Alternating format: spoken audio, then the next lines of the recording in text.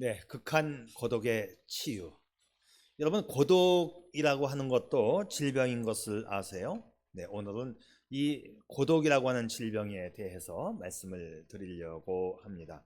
한 가정에 이런 이야기가 있었어요. 아주 늦은 시간에 한 가정의 아버지가 힘든 몸을 이끌고 집으로 돌아왔습니다.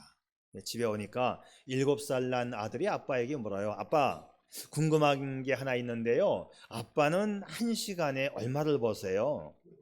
왜 그런 걸 물어보니 아빠 꼭 알아야 돼요. 대답해 주세요. 네, 귀찮지만 아빠가 대답을 해주는데 아빠는 한 시간에 한 3만 원 정도 버는 것 같아. 아빠 그러면요 저에게 1만 원만 주세요. 야, 뭐 하려고 하냐? 그냥 꼭 필요해. 1만 원만 주세요. 지금 바쁘니까 피곤하니까 좀 내일 이야기하자. 그리고 아들을 따돌리고 그냥 아빠 방으로 돌아왔습니다. 그런데 방에 와서 생각하니까는 내가 좀 너무한 것 같은가 하는 생각도 들어지면서 다시 아들이 생각이 나요. 다시 아들 방으로 가서 아들에게 1만 원을 쥐어주면서 꼭 필요한 데 써야 돼 하고 나왔습니다. 그랬더니 아들은 이 1만 원을 받아가지고 자기가 꼬깃꼬깃 모았던 그 베개 밑에서 다시 2만 원을 꺼내서 3만 원을 만들더니 다시 아빠에게 돌려줍니다. 아빠가 한 시간에 벌을 수 있는 돈 3만 원이에요. 이 3만 원을 아빠 받아주세요. 그리고 아빠의 한 시간을 저에게 좀 줬으면 좋겠어요. 내일 저녁 일찍 오셔서 나와 저녁 식사를 좀 같이 해요. 나 아빠하고 같이 밥 먹고 싶어요. 아빠가 순간 감동을 했어요. 그리고 순간 충격을 받았습니다. 아들은 아빠가 없는 저녁 시간 동안 외로웠습니다. 고독했어요.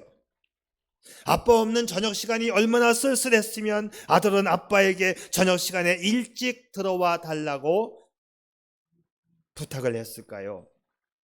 사랑하는 여러분, 사람은 누구나 외로움과 고독을 느낍니다.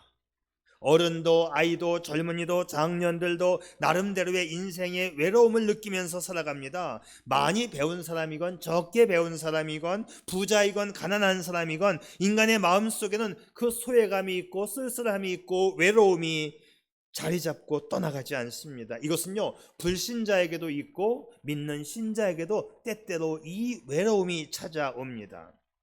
저는 개인적으로 생각해 볼 때 오늘 이 시대의 한 개인에게 가장 큰 파괴적인 영향력을 끼치는 것이 있다면 바로 그것이 저는 고독이라고 생각을 합니다. 고독함, 이 외로움. 육체적인 외로움도 있고 정신적인 외로움도 있고 영적인 외로움, 이것이 우리 행복을 파괴해요. 내 삶의 질을 저하시킵니다. 고독감이 심해지면 우울증이 오고 우울증이 심해지면 인생 자체가 비관적이며 무기력감에 빠지고 인생 자체에 대해서 탈진해 버리게 되는 거예요. 그래서 고독감이라고 하는 것은요 병치고는 꽤 깊은 병입니다.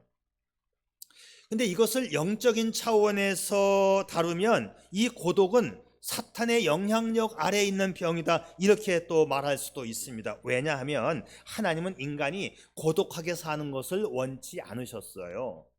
그래서 함께 살라고 아담을 짓고 하와를 짓고 함께 살라고 했지요. 그런데 왜 이렇게 이 고독이 우리 인간들을 괴롭히고 있는 것일까요? 여러분, 고독이라고 하는 것에는 몇 가지 속성이 있습니다. 고독의 특성이 있는데, 자, 이래요. 첫째, 고독은 누구에게나 온다. 자, 고독은 누구에게나 온다. 성공하면 성공할수록 더 고독하고 평범한 사람들에게도 실패한 사람에게도 이 고독은 찾아옵니다. 심지어 저도 겪습니다. 하나님의 일을 하는 사람도 모든 사람에게도 이 고독은 찾아오는 거예요. 두 번째, 이 고독은 내가 혼자라는 것을 느끼게 해요. 분명히 가족이 있고 친구가 있고 많은 동료가 있는데 그들이 때로는 나에게 의미 없는 존재로 느껴지는 겁니다. 이놈의 고독이 찾아오면 홀로 있는 것과 같은 그런 생각 때문에 허무하게 되고 두려움을 느끼게 되지요. 그래서 때로는 방황도 하게 되고 때로는 무기력해지는 것입니다. 이거 살아야 하나? 또 세 번째 특징인데요, 이 고독은 제 마음대로 찾아와요. 시기와 때를 예측할 수가 없어요. 가끔 이렇게 생각해 봐요. 고독이 얘기하고 찾아왔으면 좋겠다. 예약을 하고 찾아오면 내가 좀 준비 좀 해놓고 놀러 갈 준비도 하고 좀 이렇게 좀 시원하게 좀 할 수 있는 방법을 좀 해놓고 찾아오면 좋겠는데, 어떤 때는 생각지도 않았는데 내 마음을 쓸쓸하게 만들어요. 무방비 상태일 때 아무 때나 이놈이 찾아옵니다. 하나님의 일을 할 때도 찾아오고 기뻐서 찬송하고 난 다음에도 찾아오는 것이 이 고독이에요. 심지어 이 고독은 믿음이 좋은 사람에게도 찾아와요. 우리가 성경을 보게 되면 훌륭한 신자도 심각한 외로움을 느끼곤 합니다. 다윗은 주변에 많은 측근들이 있었지요. 그럼에도 불구하고 실존적으로 그는 고독을 느꼈습니다. 다윗이 시편에서 이렇게 이야기해요. 나는 광야의 올빼미와도 같고 메마른 땅의 부엉이와도 같습니다. 내가 누워서 잠을 이루지 못하는 것이 마치 지붕 위에 외로운 새 한 마리와도 같습니다. 다윗의 고백. 우리가 성령의 사람으로 알고 있는 엘리야도 광야에서 쓸쓸한 고독을 맞이했습니다.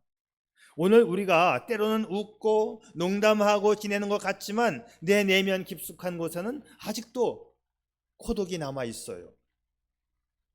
어느 심리학자의 말대로 미소와 웃음과 이 조크가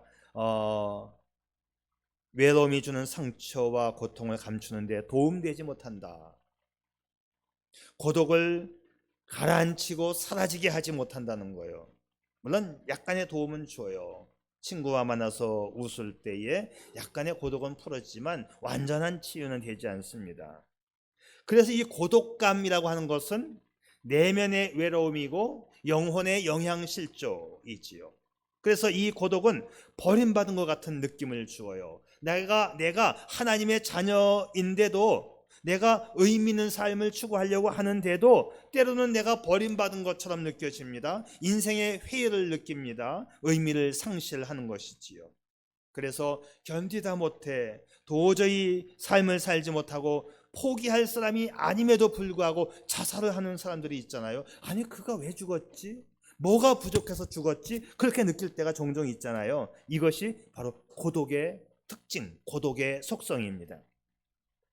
자, 우리가 이 고독의 속성을 정확히 알 필요가 있어요.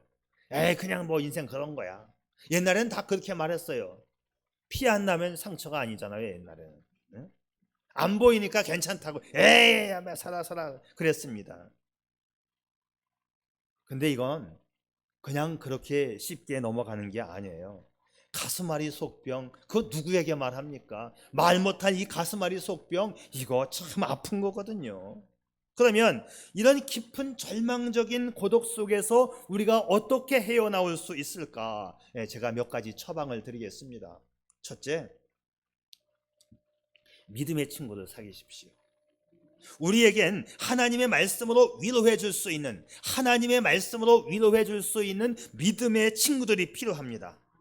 우리가 오늘 읽은 본문이 욥기인데, 욥기를 읽다 보면 욥에게 친구 3명이 있습니다. 욥이 고난당하고 있을 때 세 친구가 찾아와요. 엘리바스, 소발, 빌닷. 이 세 친구가 찾아오지만, 근데 이 세 친구는 욥에게 도움이 되지 못했어요. 많은 부분에서 욥의 세 친구는 욥을 공박합니다. 욥을 막 야단치는 거예요. 욥, 내가 이 고통 받는 걸 보면 너의 범죄 때문이야. 그렇지 않고서야 어찌 이 고통과 재앙이 너에게 올 수 있니? 너 잘못했기 때문이야. 너 믿음이 현찮아서 그래 하면서 욥을 막 공박을 했어요.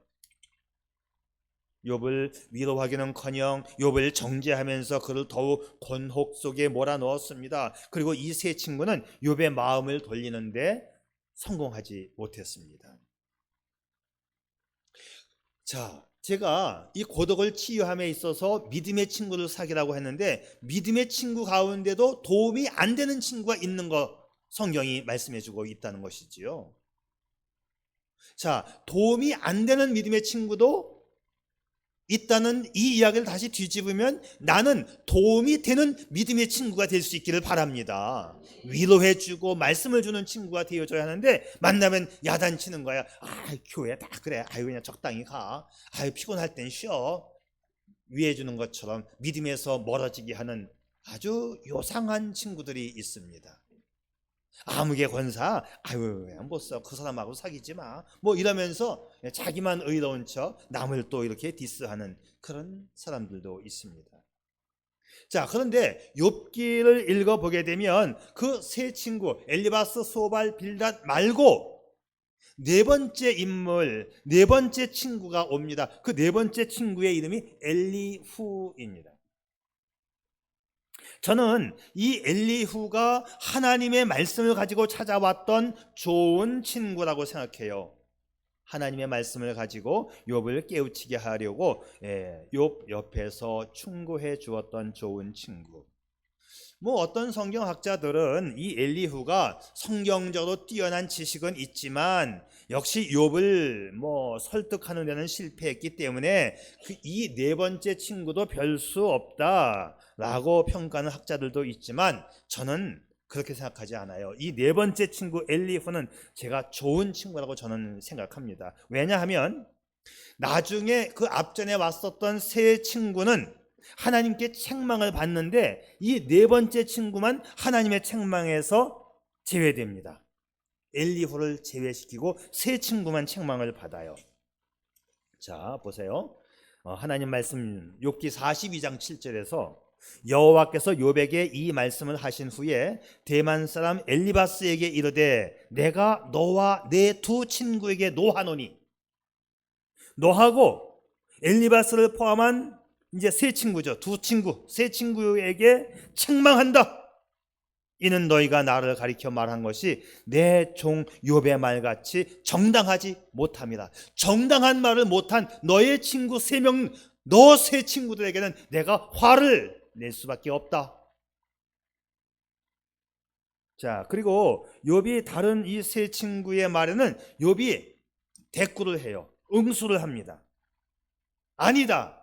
니들이 나를 그렇게 보고 있지만 아니다라고 대꾸를 해요. 그런데 엘리후가 네 번째 친구가 말을 할 때에는 대꾸를 안 합니다. 왜요? 마지막 친구에게 감동을 받았기 때문이에요. 그래서 마지막 친구는 하나님의 말씀을 가지고 찾아온 좋은 친구라고 저는 보는 것입니다. 마지막 친구가 한 말을 보세요. 맨 밑에 있는 거. 사람이 어떤 때는 궁창의 광명을 볼 수 없어도 바람이 지나면 맑아지느니라. 무슨 뜻인지 모르겠어요. 어떤 때는 궁창의 광명함을 볼 수 없다. 사람이 밝음이 보여지지 않고 어두운 밤을 가야만 한다. 인생의 먹구름이 찾아오기도 한다. 그런데 이 바람이 지나가면 맑아지는 때가 오는 거야. 그런 말씀이죠. 여러분, 내 인생에 밤이 오는 그 이유를 나는 설명하지 못합니다. 내가 왜 이렇게 마음 아파야 하는지, 내가 왜 이렇게 슬퍼해야 하는지, 내가 왜 이게 이렇게 고독스러워야 하는지 내가 설명하지 못해요. 그러나 우리는 이걸 알아요. 이 밤이 지나가면, 이 바람이 지나가면 밝음이 그리고 맑음이 우리를 기다리고 있다는 사실을 우리는 압니다. 여러분, 나의 고통과 나의 고독을 이해하려고 하거나 남에게 설명하려고 하지는 마십시오. 내 생각과 내 이성으로 납득이 되어지지 않는다고 하나님이 없다고 단념하지도 마십시오. 이 세상은요, 인간의 설명으로는 해결할 수 없는 이 신비스러운 미스테리가 꽉 차 있는 세상 아닙니까? 어떻게 내가 이 세상의 이치를 내가 내 입술로 설명하고 내 머리로 다 판단할 수 있겠습니까? 이 불가능합니다. 여러분, 다만 내가 설명하려고 하지 말고, 내가 다 이해하려고 하지 말고, 다만 하나님의 위대성을 찬양할 수 있기를 바랍니다. 자, 네 번째 친구 엘리후가 바로 그런 친구입니다. 하나님의 위대함을 설명하는 거예요. 사람이 어떤 때는 궁창의 광명을 볼 수 없어도 바람이 지나가면 맑아지는 거야. 믿음으로 인내하며 조금만 참으면 밝음이 찾아와. 이게 엘리후의 말입니다. 다시 말하면 하나님께서 너와 함께 하시고 하나님께서 너를 위대하게 너를 회복시켜 주실 것을 너는 믿어. 그렇게 위로해 주는 엘리후 아니겠습니까? 그래서 엘리후는 좋은 친구입니다. 우리가 부르는 찬송처럼 위대하고 강하신 주님 우리 주 하나님, 위대하고 강하신 주님 우리 주 하나님, 깃발을 높이 들고 흔들며 주께 찬양해. 위대하고 강하신 주님 우리 주 하나님이십니다. 지는 해, 다가오는 밤, 그리고 밝아오는 새벽, 떨어지는 낙엽, 우리의 가슴에 성큼 다가오는 이 계절의 변화, 그 이유를 우리는 알지 못합니다. 내가 왜 이렇게 외로워야만 하고 내가 왜 고독 속의 아픔을 겪어야 하는지 나는 정확히 알 수 없습니다. 그러나 분명히 내가 아는 것이 있어요. 하나님은 위대하다는 사실입니다. 내 이성으로 내 생각으로 납득이 안 되는 저 건너편에 나를 향한 하나님의 자비와 하나님의 사랑과 하나님의 영광이 있다는 사실을, 그래서 오늘도 우리는 이 하나님의 말씀을 보배로운 영의 양식으로 삼는 것이지요. 고통당하고 고독감에 쌓여 있을 때 믿음의 좋은 친구를 만나시기를 바랍니다. 여러분이 믿음의 좋은 친구가 되어줄 수 있기를 바랍니다. 좋은 믿음의 친구와의 사귐 반드시 필요해요. 반드시 필요합니다. 내가 어떻게 혼자 살아가요? 나를 도와줄 수 있는, 나를 위로해 줄 수 있는, 나를 기도해 줄 수 있는 우리 가정교회 사역자들이 여러분의 믿음의 좋은 친구입니다. 우리 모든 성도가 다 믿음의 좋은 친구들입니다. 30년간 우울증 환자를 전문적으로 치료했던 정신과 의사 캐머라고 하는 분이 이렇게 말을 했어요. 인간들은 혼자서는 살 수 없는 유일한 존재입니다. 인간은 다른 인간이 있어야만 합니다. 그렇지 않으면 죽습니다. 우울한 사람에게 전화 한 통화 해주면 그를 살릴 수 있습니다. 가끔 한마디 해주고 10분간 방문해주면 20시간 간병해주는 것보다 더 큰 효과를 보게 됩니다. 돈으로 간병인은 살 수 있지만 돈으로 사랑은 살 수 없는 거예요. 사랑은 내 마음으로 다가가 주는 것입니다. 고독은 믿음의 좋은 친구를 통해서, 믿음의 좋은 친구를 통해 건네받는 그 사랑의 따스함을 통해서 우리는 이 고독을 치유받을 수 있습니다. 사역자들이, 그리고 우리 모든 성도들이 서로가 서로를 치유해 줄 수 있는 믿음의 좋은 동역자요 친구가 될 수 있기를 바랍니다. 우리 반석교회 그런 교회이지. 두 번째, 하나님과 사귀시기를 바랍니다. 천지는 변해도 하나님의 말씀은 변하지 않는다고 했는데 주께서 이렇게 말씀하셔요. 내가 과연 너희를 버리지 아니하고 과연 너희를 떠나지 아니하리라. 내가 너희를 고아와 같이 버려두지 아니하리니. 우리가 하나님과의 사귐을 갖게 되면 하나님으로부터 생명과 능력과 평안의 수액을 공급받기 때문이에요. 우리가 수술을 해보신 분들 참 많죠. 수술을 하고 나면 몹시 아픈 순간이 있어요. 그날 밤. 그런데 너무 아파서 잠이 안 와. 전화를 해서 내가 한 대만 좀 놔주세요. 도저히 못 자겠어요. 진통제 맞으셔야 되겠죠? 간호사가 와서 주사 한 방을 놔주면 감쪽같이 통증이 사라지고 나도 모르게 깊은 잠을 자고 깨나면 아침입니다. 그 약이 내 몸에서 작용을 한 거죠. 우리가 산에 가서 산림욕을 하게 되면 이 산림이 방출하는 그 피톤치드의 그 살균 효과와, 그리고 내가 녹색 풀을 바라봄으로써 내 정신적인 안정과 어떤 해방의 효과를 우리가 느낍니다. 그런데 그런 것들보다도 하나님과 사귀게 되면 하나님의 생명과 능력과 평안을 공급받는 것입니다. 자, 하나님이 어떤 분이시길래 오늘 25절 말씀에 보게 되면 주님은 나의 살아계신 구속자이심을 알 수 있어요. 욥이 아주 굉장한 신학적인 용어를 사용해요. 살아계신 나의 구속자, 그런 표현을 씁니다. 이 구속이라고 하는 말은 값을 지불하고 나를 다시 사와서 나를 당신의 소유로 삼는다, 그런 뜻입니다. 값을 지불하고 나를 사와서 나를 하나님의 소유 삼는다, 그런 뜻이에요. 그러니까 주님께서 나의 구속자가 되신다는 말은 주께서 나의 처지와 상황을 아시고 나를 있는 모습 그대로 다시 받아들여서 나를 하나님의 사람으로 만들어 주시겠다는 말씀이죠. 이 표현을 쓰는 거예요. 하나님은 나의 구속자이십니다. 이 표현을 욥이 쓰고 있는 거죠. 욥이 지금 이런 말을 할 상황입니까? 다 망가진 상황 아니에요? 아내도 떠나가고 자식들도 죽고 모든 재산은 다 날라갔고 내 몸은 병들었고, 그런데 그는 하나님은 나의 구속자이십니다, 이 표현을 써요. 다시 말하면 하나님은 나를 고쳐주시고 낫게 해주시고 회복시켜주시는 분이라는 확신의 표현입니다. 욥은 지금 살아계신 그 주님을 믿고 있는 것입니다.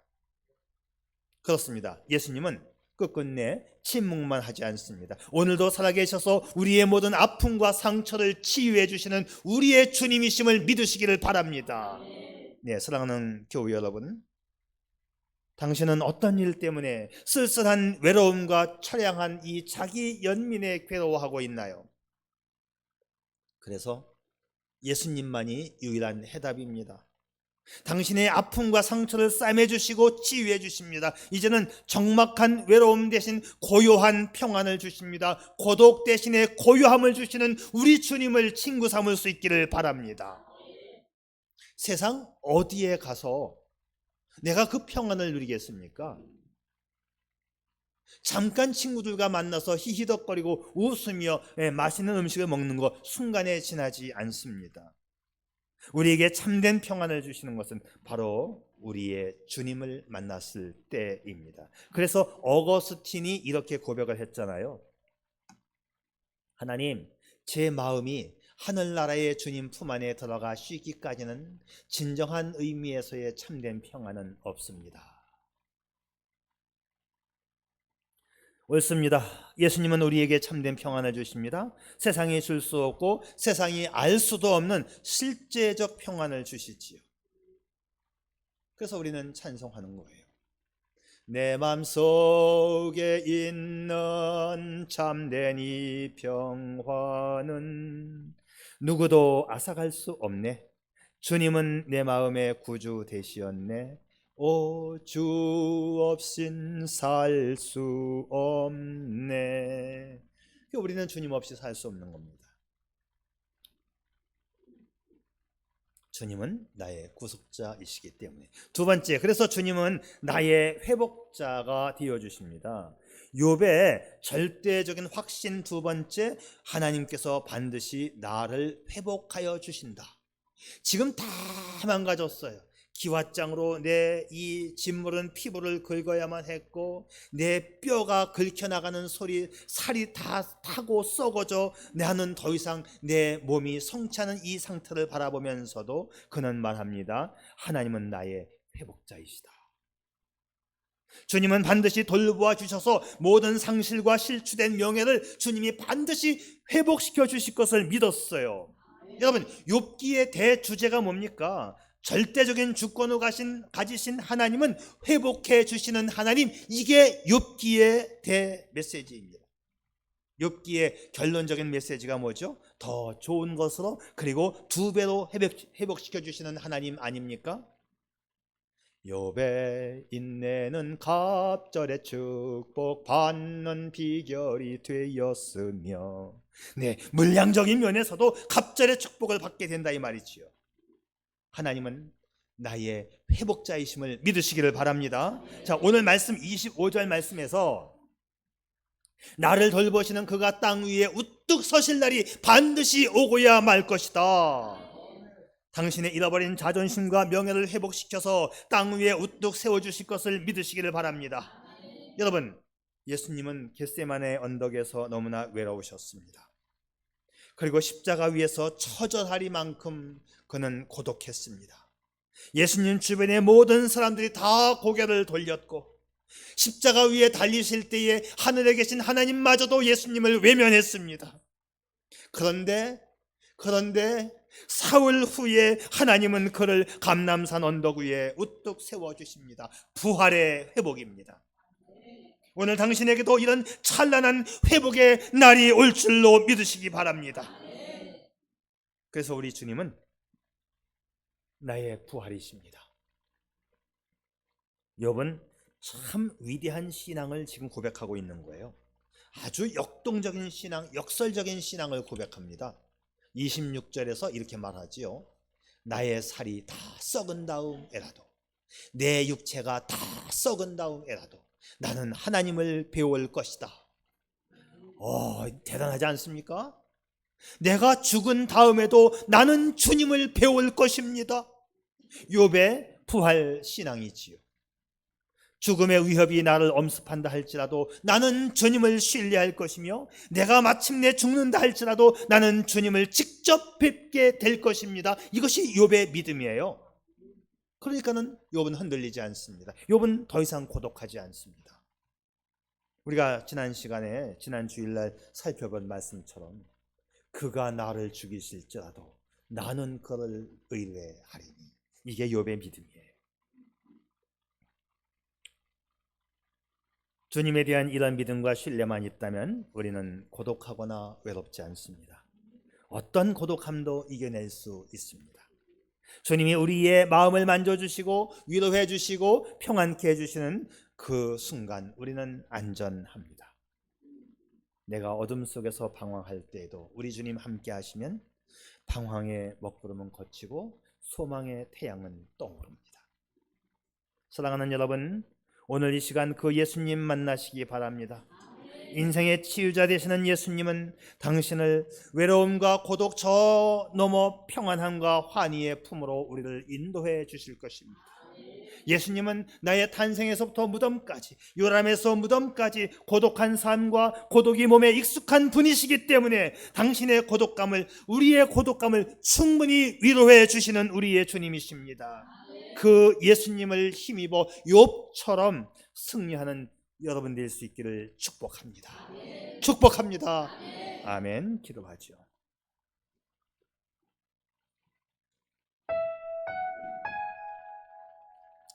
사랑하는 여러분, 당신이 고독할 때 주님은 어디 계실까요? 바로 당신 곁에 계십니다. 그리고 예수님은 말씀하십니다. 나는 너희를 고아처럼 버려두지 않고 너희 곁에 있느니라. 내가 너의 친구야. 너는 내 친구야. 그러므로 이혜인 수녀의 시처럼 헐러 있는 시간은 쓸쓸하지만 아름다운 호수가 될 수 있습니다. 주님이 나의 다정한 친구로 찾아와 구속자가 되어주시고 부활의 주님이 되어주시기 때문이지요. 주님과 같이 내 마음 만지시는 분은 없습니다. 내가 어둠 속에서 헤맬 때에도 주님은 언제나 함께 하시는 것이지요. 내가 은밀한 곳에서 기도할 때에도 주님은 언제나 당신의 기도에 귀를 기울이십니다. 당신은 언제라도 혼자가 아니에요.